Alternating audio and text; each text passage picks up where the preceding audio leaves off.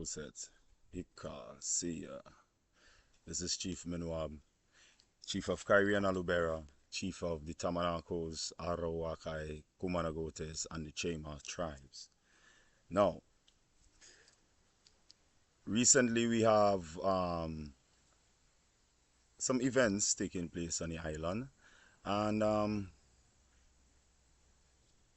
since we did the video to call for the dialogue and discussion, um, I realized that apparently things get a little bit wild, right?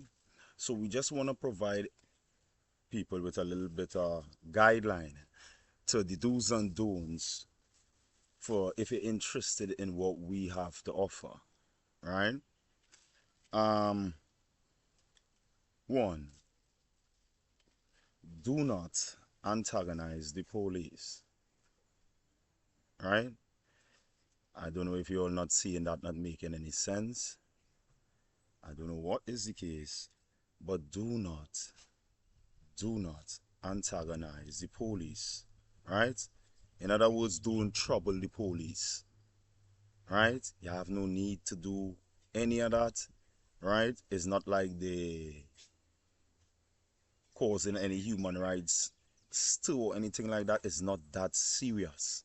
So it doesn't need to reach to that. Do not antagonize them. That's one. Two, do not uh, do not bash people's religion, especially if you're not indigenous. And I'm saying that because this island was recorded for invaders invading and forcing religion on the indigenous inhabitants, my ancestors, right? So if you haven't taken up that stance as indigenous and uh, corrected your status on that level, that discussion is basically falling right into what the system wants. They want destabilization, civil unrest, and all that type of thing. So in order for them to bring in some sort of martial law system, right?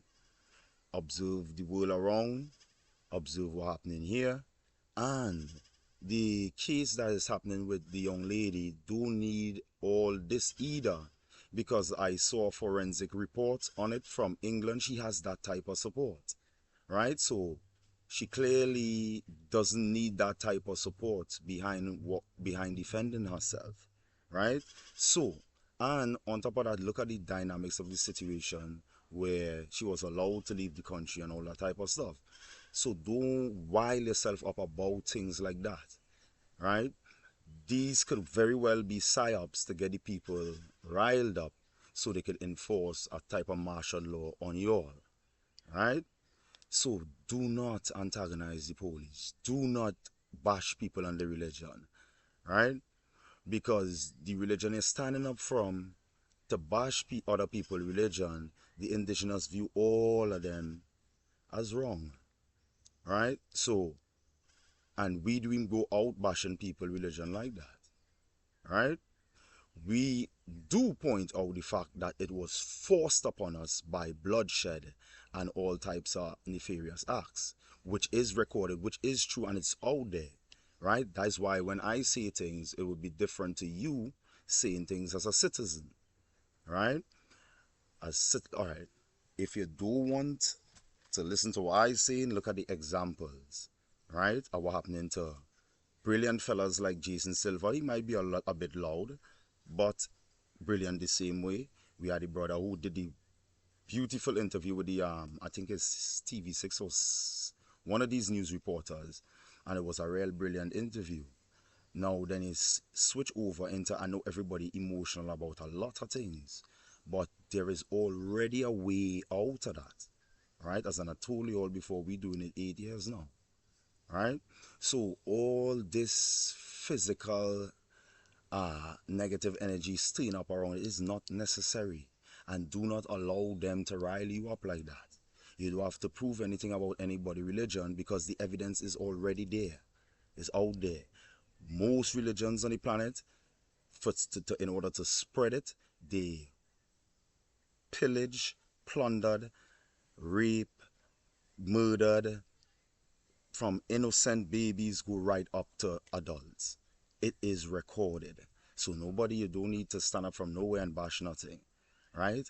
The indigenous already had that covered and it was already recorded on their behalf so we could speak about it, right? Also, the the meeting, what we're proposing, or the discussions, is a group of discussions that we're proposing.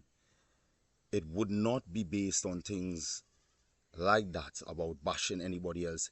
We'd be pointing out and highlighting things. That's why we would have a legal panel there, right? If nobody from the other side don't show up, we already have legal people, right? And you could ask them, what are the premises for these things that I'm saying within the confines of the law? If it agitates the law, if it transgresses against the law or not. So that is why the legal panel was suggested. So these discussions that we're going to have, it's not going to be about that. It's going to be about us pointing out the autonomy of the indigenous people and the right that they have on the land. And a beautiful thing just happened, right? It might not be viewed like that by other indigenous groups internationally, right? But a beautiful thing happened in a case like was specific to this island, in that the corporation, right, Trinidad and Tobago, they got a very how we call it, a renowned seat on the UN, the same body that is responsible for declaring all the rights of indigenous people, right? So this is the avenue where things going, and it's not just the UN. It's a lot of things that support what we do, right? So get this, and we do lean on the UN for what we're doing, right? So that's the other thing. So check this out. If you don't take my word, right, or the examples out there, understand this. As a citizen, you are chattel property, right? It's, for lack of a better analogy, you do not feel no type of way. This is just the reality. At birth, you were sold. Being sold to a corporation entity, they have all rights over you. They could determine whether they allow you to protest or not, and that type of thing. They could determine if little children should be, if prosecution should be done for individuals who drink the flesh, drink the blood of little children, eat the flesh, and take the life, right? They have all that rights within, because that's their corporation, that's their style, that's them, right? There is also the opposite to that. That's us, who lives outside of that, basically, for the most part, unaffected by it. As it stands now that we coexist with each other, there is some effect, yes, right? That's just, we allowing the coexistence because we woke up late, basically, right? But that's the first stage. The first stage, there must be a crossing of paths of the two systems before one dissolves and the other lives. Look at this.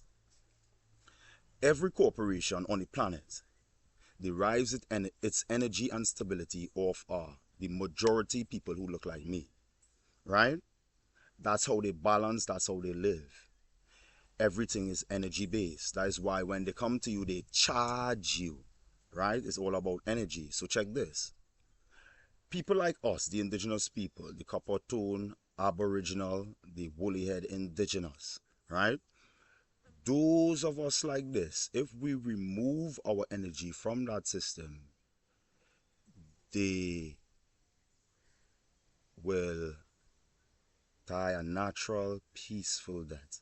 No need for no bashing a religion, no need for no antagonizing a police, no need for none of them things. All you need to do is take your energy away from it. It's basically common sense. But what happened with most of y'all is y'all, oh, that's a bug just crossed the camera, right? Y'all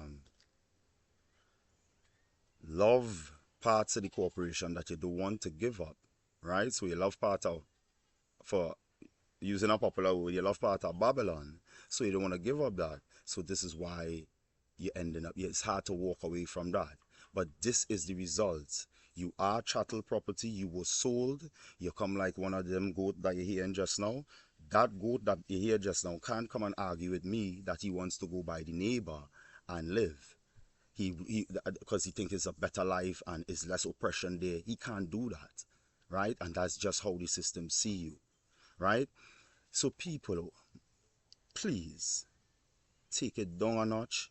A discussion is to be had. You hear information you never heard before, right? And you'd hear a legal side to corroborate. Just allow it to take its natural, peaceful process. No need for all this that they're popping up with now, right? So, this is the chief again, coming to you again with words of caution, and we look forward to seeing you all in the discussion. It's garnering a lot of international interest. So we're looking for a venue that could have a Wi-Fi so we could get online and they could view and that type of thing. So I am thinking of a place like by David Mohammed that is kind of central to everybody. If law enforcement want to come and have a panel and a seat, they could reach there from a central police station, I guess. And then there is the Attorney General's office, all of them real close by, so everybody could meet right there and the discussions could start. Or most of them wouldn't be talking, obviously. I would be speaking, but we would be having our discussions and they'll be there to witness it, right? So people is this is a long shot because I know the mindset of the people on the island. But in 5 months or thereabouts, you're not gonna have the same world I have today, right? And so, in the light of that, I think a discussion is easy. I doing it right now, right? And nobody arrested, no noise. It's just simple and easy, real smooth, sweet. Everybody could go home after, right? So, and we could abate what's happening. We could stop what's happening on this island here, but around the wider world, that's what's going to take place. Or if you do prepare for that, then it's going to affect here as well, right? So, people pay attention, wake up. It's already done. All they have to do is listen up and follow on to the process or decide to be a part of a blood drinking, flesh eating, pedophilic cult, right? Around the world, all governments involved, right? It's on the Epstein file, right? So, Chief Minwab again, stay safe, stay peaceful. Wadu.